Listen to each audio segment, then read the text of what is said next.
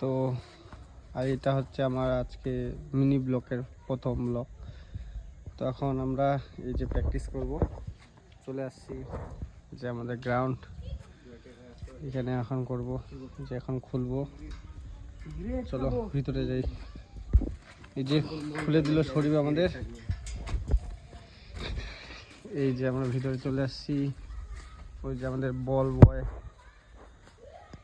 Bowler. তো এখন আমরা এই যে এই মাঠে করব। তো দেখেন কি কি শট প্র্যাকটিস করি আজকে, সব দেখাবো আপনাদের। ঠিক আছে, টাটা।